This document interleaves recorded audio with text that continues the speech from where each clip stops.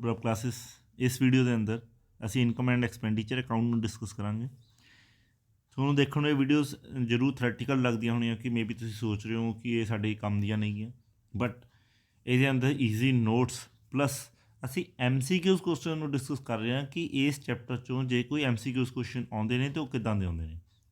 ਸੋ ਚਾਹੇ ਆਪਾਂ ਲੈਕਚਰਰ ਦਾ exam prepare ਕਰ ਰਹੇ ਹਾਂ, ਚਾਹੇ ਆਪਾਂ +2 ਬੇਸਡ ਦਾ ਐਗਜ਼ਾਮ ਪ੍ਰਿਪੇਅਰ ਕਰ ਰਹੇ ਹਾਂ। ਤੁਸੀਂ ਦੇਖਿਆ ਹੋਣਾ ਲਾਸਟ ਲੈਕਚਰ ਦੇ ਐਗਜ਼ਾਮਸ ਮੋਸਟਲੀ +2 ਬੇਸ ਸਿਲੇਬਸ ਵਿੱਚੋਂ ਹੀ ਆਉਂਦੇ ਨੇ।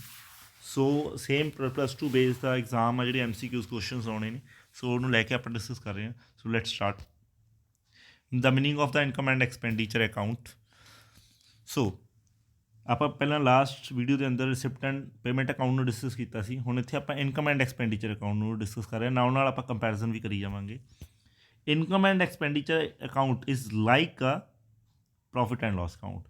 ਦੇਖੋ ਜਿਹੜਾ ਰਿਸਿਪਟ ਐਂਡ ਪੇਮੈਂਟ ਅਕਾਊਂਟ ਸੀਗਾ ਉਹਦੇ ਅੰਦਰ ਕੀ ਸੀਗਾ ਕਿ ਆਪਾਂ ਸਿਰਫ ਜੋ ਆਪਾਂ ਨੂੰ ਪੈਸਾ ਆਇਆ ਉਹਨੂੰ ਡਿਸਕਸ ਕਰਦੇ ਹਾਂ, ਕਿੱਥੋਂ ਆਇਆ, ਅਤੇ ਪੇਮੈਂਟ ਕਿੱਥੇ ਕਿਤੇ ਅਸੀਂ ਖਰਚੇ ਕੀਤੇ ਉਹਨੂੰ ਡਿਸਕਸ ਕਰਦੇ ਹਾਂ।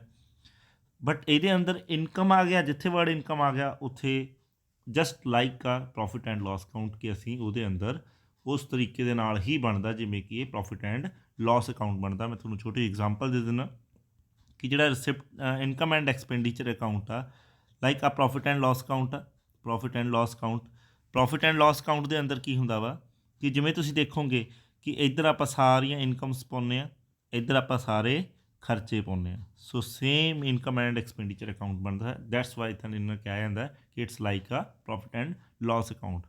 ਸੋ second point, it shows all the revenue income and all the revenue expenses. ਹੁਣ ਇਹ ਬੜਾ ਇੰਪੋਰਟੈਂਟ ਆ, ਇਹ MCQs ਕੁਐਸਚਨ ਬੜਾ ਇੰਪੋਰਟੈਂਟ ਆ ਕਿ ਇਹ ਪੁੱਛ ਲੈਂਦੇ ਆ ਕਿ ਇਨਕਮ ਐਂਡ ਐਕਸਪੈਂਡੀਚਰ ਅਕਾਊਂਟ ਦੇ ਅੰਦਰ ਕਿਸ ਤਰ੍ਹਾਂ ਦੇ ਖਰਚੇ ਪਾਏ ਜਾਂਦੇ ਨੇ, ਮਤਲਬ ਕੈਪੀਟਲ ਇਨ ਨੇਚਰ ਪਾਇਆ ਜਾਂਦਾ ਜਾਂ ਰੈਵਨਿਊ ਇਨ ਨੇਚਰ ਪਾਇਆ ਜਾਂਦਾ। ਜੇ ਤੁਸੀਂ receipt and payment account the video ਦੇਖੀ ਆ ਤਾਂ ਤੁਹਾਨੂੰ ਸਮਝ ਲੱਗ ਜਾਣਾ ਕਿ ਉਸ ਦੇ ਅੰਦਰ ਦੋਨੋਂ ਤਰ੍ਹਾਂ ਦੇ ਇਨਕਮ ਐਂਡ ਐਕਸਪੈਂਸਿਸ ਪਾਏ ਜਾਂਦੇ, ਰੈਵਨਿਊ ਵੀ ਅਤੇ ਕੈਪੀਟਲ ਵੀ। But income and expenditure account ਦੇ ਅੰਦਰ ਸਿਰਫ revenue in natures related transactions ਨੂੰ ਪਾਇਆ ਜਾਂਦਾ। ਸੋ ਇਹ ਬੜਾ ਇੰਪੋਰਟੈਂਟ ਹੈ MCQs ਕੁਐਸਚਨ ਫਾਈਨਲ ਐਗਜ਼ਾਮ ਦੇ ਪੁਆਇੰਟ ਆਫ ਵਿਊ ਨਾਲ। ਸੋ ਯਾਦ ਰੱਖਿਓ ਕਿ ਇੱਥੇ ਸਿਰਫ ਰੈਵਨਿਊ ਇਨ ਨੇਚਰਸ ਆਈਟਮਸ ਨੂੰ ਹੀ ਪਾਇਆ ਜਾਂਦਾ ਵਾ, ਕਿਹੜੀਆਂ ਰੈਵਨਿਊ ਇਨ ਨੇਚਰ। ਕਲੀਅਰ, ਇੱਥੇ ਕੈਪੀਟਲ ਨੇਚਰ ਨਹੀਂ ਪਾਇਆ ਜਾਂਦਾ। ਕੈਪੀਟਲ ਨੇਚਰ ਪਾਇਆ ਜਾਂਦਾ ਰਿਸਿਪਟ ਐਂਡ ਪੇਮੈਂਟ ਅਕਾਊਂਟ 'ਚ, ਉੱਥੇ ਦੋਨੇ ਪਾਏ ਜਾਂਦੇ ਆ, ਰੈਵਨਿਊ ਵੀ ਅਤੇ ਕੈਪੀਟਲ ਵੀ। ਇੱਥੇ ਸਿਰਫ revenue nature. Third point, it is prepared at the end of the year, it's on a basis of accrual basis. ਹੁਣ ਇਹ ਵੀ ਇੱਕ ਡਿਫਰੈਂਟ ਪੁਆਇੰਟ ਹੈ। ਰਿਸਿਪਟ ਐਂਡ ਪੇਮੈਂਟ ਅਕਾਊਂਟ ਦੇ ਅੰਦਰ ਸਿਰਫ ਕੈਸ਼ ਬੇਸਿਸ ਸੀਗਾ, ਇੱਥੇ ਕੀ ਆ, ਇੱਥੇ ਹੈਗਾ ਐਕਰੂਰਲ ਬੇਸਿਸ। ਹੁਣ ਜੇ ਐਕਰੂਰਲ ਬੇਸਿਸ ਆ ਤਾਂ ਇੱਥੇ ਆਪਾਂ ਸਾਰੀਆਂ ਆਊਟਸਟੈਂਡਿੰਗ, ਐਕਰੂਡ ਇਨਕਮ, ਹੈ ਨਾ, ਪ੍ਰੀਪੇਡ ਐਕਸਪੈਂਸਿਸ ਸਾਰੇ ਹੀ ਇਨਕਲੂਡ ਕਰਾਂਗੇ। ਐਕਰੂਰਲ ਬੇਸਿਸ ਅਕਾਊਂਟਿੰਗ ਤੁਸੀਂ ਸਮਝ ਲਓ ਇਹਦਾ ਕਨਸੈਪਟ ਕੀ ਆ, ਤੁਹਾਨੂੰ ਮੈਨੂੰ ਡਿਫਰੈਂਸ ਪਤਾ ਹੋਊਗਾ cash basis and accrual basis ਦੇ ਉੱਪਰ। So third point MCQ, third MCQ ਪਹਿਲਾ ਕੀ ਆ ਕਿ ਕਿਸ ਤਰ੍ਹਾਂ ਦਾ revenue receipt and capital account ਆ ਗਿਆ, ਦੂਸਰਾ ਐਕਰੂਰਲ ਬੇਸਿਸ ਆ ਗਿਆ। ਥਰਡ, ਇਨਕਮ ਐਂਡ ਐਕਸਪੈਂਡੀਚਰ ਦੇ ਅੰਦਰ ਆਪਾਂ ਕੀ ਦੇਖਦੇ ਹਾਂ, ਜਾਂ ਤਾਂ ਸਾਨੂੰ ਸਰਪਲਸ ਹੁੰਦਾ ਜਾਂ ਫਿਰ ਡੈਫੀਸ਼ੀਟ ਹੁੰਦਾ, ਜਾਂ ਫਿਰ ਡੈਫੀਸ਼ੀਟ ਹੁੰਦਾ।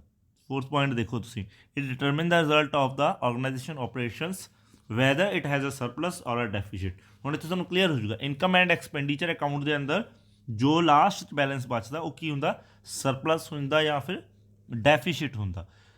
ਰਿਸਿਪਟ ਐਂਡ ਪੇਮੈਂਟ ਅਕਾਊਂਟ ਦੇ ਅੰਦਰ ਓਪਨਿੰਗ ਬੈਲੈਂਸ ਹੁੰਦਾ ਅਤੇ ਕਲੋਜ਼ਿੰਗ ਬੈਲੈਂਸ ਹੁੰਦਾ, ਕਿਹਦਾ, ਕੈਸ਼ ਦਾ ਅਤੇ ਬੈਂਕ ਦਾ। ਇਹਦੇ ਅੰਦਰ ਸਰਪਲਸ ਹੁੰਦਾ ਜਾਂ ਡੈਫੀਸ਼ੀਟ ਹੁੰਦਾ ਵਾ। Surplus means profit, deficit means loss. So next, it has a 2 sides again, ਇਹਦੀਆਂ ਵੀ ਇੱਕ ਡੈਬਿਟ ਸਾਈਡ ਅਤੇ ਕ੍ਰੈਡਿਟ ਸਾਈਡ ਆ। ਬਟ ਇੱਥੇ ਮੈਂ ਤੁਹਾਨੂੰ ਇੱਕ ਚੀਜ਼ ਸਮਝਾ ਦਿੰਦਾ, ਰਿਸਿਪਟ ਐਂਡ ਪੇਮੈਂਟ ਅਕਾਊਂਟ ਦਾ ਮੈਂ ਤੁਹਾਨੂੰ ਸਮਝਾਇਆ ਸੀ ਰਿਸਿਪਟ ਐਂਡ ਪੇਮੈਂਟ ਜਿਵੇਂ ਜਿਵੇਂ ਆਪਾਂ ਲਿਖਦੇ ਹਾਂ ਰਿਸਿਪਟ ਐਂਡ ਪੇਮੈਂਟ, ਰਿਸਿਪਟ ਲਿਖਿਆ ਤਾਂ ਇੱਧਰ ਸਾਰੀਆਂ ਰਿਸਿਪਟ ਆ ਜਾਣੀਆਂ, ਇਨਕਮਸ ਆ ਜਾਣੀਆਂ, ਇੱਧਰ ਸਾਰੇ ਖਰਚੇ ਆ ਜਾਂਦੇ, ਐਕਸਪੈਂਸਿਸ ਆ ਜਾਂਦੇ ਆ। ਬਟ ਜਦੋਂ ਆਪਾਂ ਗੱਲ ਕਰਾਂਗੇ ਇਨਕਮ ਐਂਡ ਐਕਸਪੈਂਡੀਚਰ ਅਕਾਊਂਟ ਦੀ, ਦੇਖੋ ਇਨਕਮ ਐਂਡ ਐਕਸਪੈਂਡੀਚਰ ਲਿਖਣਾ ਤਾਂ ਇਹ ਇੱਦਾਂ ਵਾ, ਇਨਕਮ ਐਂਡ ਐਕਸਪੈਂਡੀਚਰ, ਬਟ ਇਹਦੇ ਜਿਹੜੇ ਐਂਟਰੀਜ਼ ਹੁੰਦੀਆਂ ਉਹ ਪੁੱਠੀਆਂ ਹੁੰਦੀਆਂ। ਮੀਨਸ ਖਰਚੇ ਸਾਰੇ ਇੱਧਰ ਹੁੰਦੇ ਆ, ਐਕਸਪੈਂਸ ਡੈਬਿਟ ਸਾਈਡ ਹੁੰਦੇ ਆ, ਅਤੇ ਇਨਕਮਸ ਕੀ ਆ ਆਪੋਜ਼ਿਟ ਸਾਈਡ ਜਾਂਦੀਆਂ, ਕ੍ਰੈਡਿਟ ਸਾਈਡ ਜਾਂਦੀਆਂ। ਐਜ਼ ਪਰ ਹੈਡਿੰਗ ਦੇ ਅਕੋਰਡਿੰਗ ਮੈਂ ਜਸਟ ਯਾਦ ਕਰਨ ਲਈ ਤੁਹਾਨੂੰ ਸਮਝਾ ਰਿਹਾ ਕਿ ਇਨਕਮਸ ਕੀ ਆ ਕ੍ਰੈਡਿਟ ਸਾਈਡ ਜਾਂਦੀਆਂ। ਸੋ ਫਿਫਥ ਪੁਆਇੰਟ ਪੜ੍ਹੋ, ਤੁਹਾਨੂੰ ਪਤਾ ਲੱਗ ਜੂਗਾ। all the incomes and gains are recorded on credit side and expenses on a debit side। ਹੁਣ ਨੈਕਸਟ ਇਹਦੇ ਅੰਦਰ ਜਿਹੜਾ ਸਰਪਲਸ ਹੁੰਦਾ ਤੇ ਡੈਫੀਸ਼ੀਟ ਹੁੰਦਾ। ਮੈਂ ਤੁਹਾਨੂੰ ਪਹਿਲਾਂ ਹੀ ਦੱਸਿਆ ਕਿ ਜੇ ਡੈਬਿਟ ਸਾਈਡ ਆਇਆ ਤਾਂ ਸਰਪਲਸ ਹੋਊਗਾ, ਜੇ ਕ੍ਰੈਡਿਟ ਸਾਈਡ ਆਇਆ ਤਾਂ ਡੈਫੀਸ਼ੀਟ ਹੋਊਗਾ। ਜਿਵੇਂ ਕਿ ਪ੍ਰੋਫਿਟ ਐਂਡ ਲਾਸ ਅਕਾਊਂਟ ਦੇ ਅੰਦਰ ਪਹਿਲਾ ਪੁਆਇੰਟ ਇਹ ਸੀ ਕਿ it's prepare like a profit and loss account. Profit and loss account ਦੇ ਅੰਦਰ ਜੇ ਡੈਬਿਟ ਸਾਈਡ ਬੈਲੈਂਸ ਬਚ ਜਾਂਦਾ ਤਾਂ ਉਹਨੂੰ ਪ੍ਰੋਫਿਟ ਕਿਹਾ ਜਾਂਦਾ, ਕ੍ਰੈਡਿਟ ਸਾਈਡ ਬਚਦਾ ਤਾਂ ਉਹਨੂੰ ਲਾਸ ਕਿਹਾ ਜਾਂਦਾ। ਸੋ ਇੱਥੇ ਆਪਾਂ ਲਾਸ ਨਹੀਂ ਯੂਜ਼ ਕਰਨਾ, ਇੱਥੇ ਆਪਾਂ ਡੈਫੀਸ਼ੀਟ ਵਰਡ ਯੂਜ਼ ਕਰਨਾ।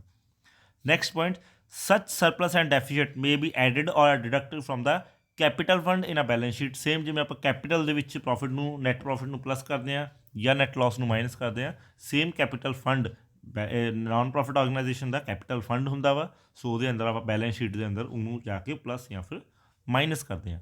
ਆਈ ਹੋਪ ਤੁਹਾਨੂੰ ਕਲੀਅਰ ਹੋ ਗਿਆ ਹੋਊਗਾ। ਇਹ ਵੈਰੀ ਇੰਪੋਰਟੈਂਟ ਕੁਐਸਚਨਸ ਨੇ, ਟੋਟਲੀ ਮਤਲਬ ਇੰਪੋਰਟੈਂਟ ਨੋਟਸ ਨੂੰ ਹੀ ਇੱਥੇ ਕਵਰ ਅਪ ਕੀਤਾ ਜਾ ਰਿਹਾ ਕਿ ਜਿਨ੍ਹਾਂ ਦੇ ਵਿੱਚ MCQs ਕੁਐਸਚਨਸ ਆਉਂਦੇ ਨੇ। ਕਲੀਅਰ। ਸੋ ਨੈਕਸਟ ਇਹਦਾ income and expenditure the format ਆ ਗਿਆ। ਜਿਵੇਂ ਕਿ ਮੈਂ ਤੁਹਾਡੇ ਨਾਲ ਡਿਸਕਸ ਕੀਤਾ ਸੀਗਾ ਕਿ ਦੇਖੋ ਹੈਡਿੰਗ ਇੱਧਰ ਲਿਖਿਆ ਇਨਕਮ, ਪਰ ਉਹ ਪੈਂਦਾ ਇੱਧਰਲੇ ਪਾਸੇ ਆ। ਐਕਸਪੈਂਡੀਚਰ ਇੱਧਰਲੇ ਪਾਸੇ ਲਿਖਿਆ ਬਟ ਉਹ ਪੈਂਦਾ ਇੱਧਰਲੇ ਪਾਸੇ ਆ। ਸੋ ਇੱਥੇ ਗੱਲ ਹੋ ਰਹੀ ਆ ਨਾਨ ਪ੍ਰੋਫਿਟ ਆਰਗੇਨਾਈਜੇਸ਼ਨ ਦੇ। ਅਗੇਨ ਇਨਕਮ ਖਰਚੇ ਕਿੱਥੇ ਹੋ ਸਕਦੇ? ਆਡਿਟ ਫੀਸ ਹੋ ਸਕਦੀ ਆ, ਸੈਲਰੀ ਹੋ ਸਕਦਾ, ਰੈਂਟ ਹੋ ਸਕਦਾ। Same income and expenditure account.